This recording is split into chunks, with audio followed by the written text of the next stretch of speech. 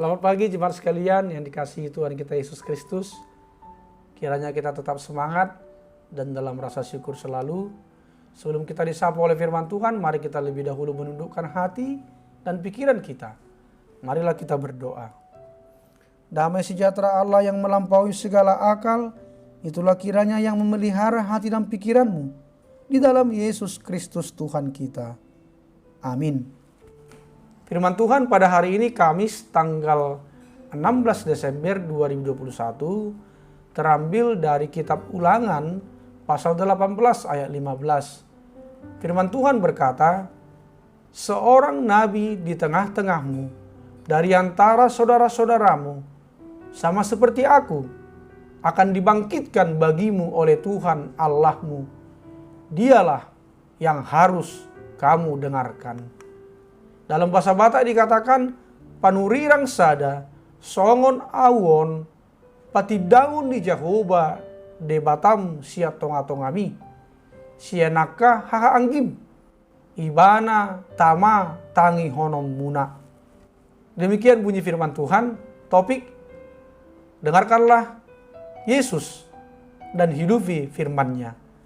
Jemaat Kristus yang saya kasihi, ayat ini berbicara tentang dibangkitkannya seorang nabi di tengah-tengah orang Israel. Pernyataan Tuhan yang disampaikan oleh Musa bahwa nabi yang akan dibangkitkan dari antara saudara-saudaramu dan dari antaramu adalah nabi yang berasal dari umat Israel, atau nabi yang berasal dari salah satu suku Israel, atau nabi yang memiliki hubungan langsung dengan umat Israel secara asal-usulnya.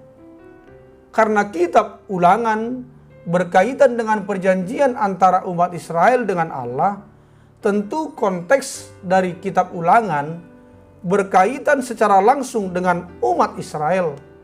Artinya, nabi yang dijanjikan untuk dibangkitkan adalah nabi yang berasal dari umat Israel itu sendiri, bukan dari bangsa lain di luar Israel. Jemaat Tuhan yang terkasih, Musa menubuatkan Tuhan Yesus Kristus yang datang dari tengah-tengah bangsa Israel, dari antara 12 suku Israel, yaitu suku Yehuda, sama seperti Musa. Musa adalah anak kandung ketiga dari Amram dan Yohebed, suku bangsa Lewi. Dan lebih dari 2000 tahun sesudah Musa, Tuhan Yesus Kristus menggenapi firman-Nya sendiri dengan sempurna.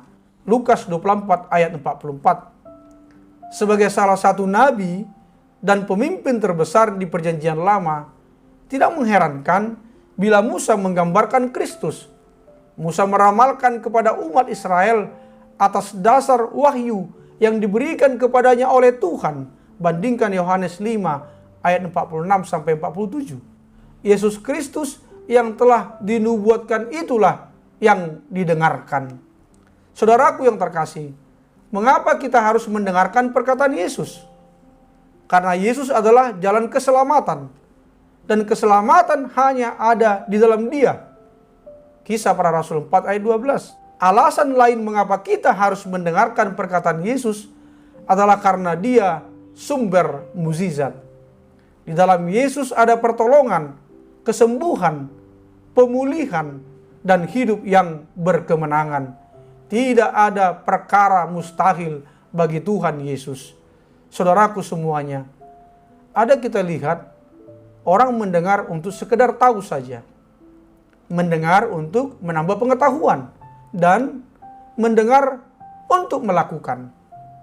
Ada seorang yang bernama Erik Weihenmayer mencapai puncak Gunung Everest pada tanggal 15 Mei 2001. 90% dari semua pendaki yang mencoba melakukan hal yang sama telah mengalami kegagalan. Sejak tahun 1953, 165 orang telah meninggal karena mencoba puncak gunung tersebut. Yang lebih menakjubkan yaitu Erik telah buta sejak ia berumur 13 tahun. Bagaimana ia bisa mencapai kesuksesan tersebut? Karena ia dapat mendengar dengan baik. Ia mendengarkan sebuah lonceng yang diikatkan di punggung temannya yang ada di depannya. Ia mendengarkan instruksi dari teman-teman timnya yang meneriakkan direction atau arahan kepadanya. Ia mencapai puncak gunung karena ia mendengar dengan baik dan fokus kepada tujuan yang hendak dicapai. Kalau kita mau sampai kepada tujuan yang kita harapkan di dalam Tuhan dan tetap berjalan di jalannya Tuhan, meskipun menghadapi tantangan dan gelombang hidup, maka dengarkanlah Tuhan Yesus dan praktekkan firman-Nya. Jadikan firman-Nya sebagai pegangan dan penuntun dalam hidupmu di kala suka dan duka. Percayalah, kita akan kuat dan menang serta bisa bersyukur selalu. Amin. Marilah kita berdoa. Terima kasih ya Bapa atas firman-Mu yang mengingatkan kami bahwa Yesus Kristuslah Tuhan dan Juru Selamat hidup kami. Kami harus mendengarkan dan mematuhi terus apa yang telah difirmankannya kepada kami. Karena firman-Nya sangat berguna untuk kami demi kebaikan dan masa depan yang indah di dalam Tuhan. Ya Bapa, berkatilah orang yang berulang tahun hari ini, sembuhkanlah yang sakit dan juga yang terkena virus COVID-19. Hiburkanlah yang sedih dan kuatkanlah yang lemah. Berikanlah apa yang menjadi kerinduan di hati kami setiap pribadi dan keluarga. Hanya di dalam nama Tuhan Yesus Kristus kami telah berdoa. Amin. Selamat Advent, selamat pagi, selamat beraktivitas, salam sehat, tetap semangat dan bersyukur. Tuhan Yesus memberkati.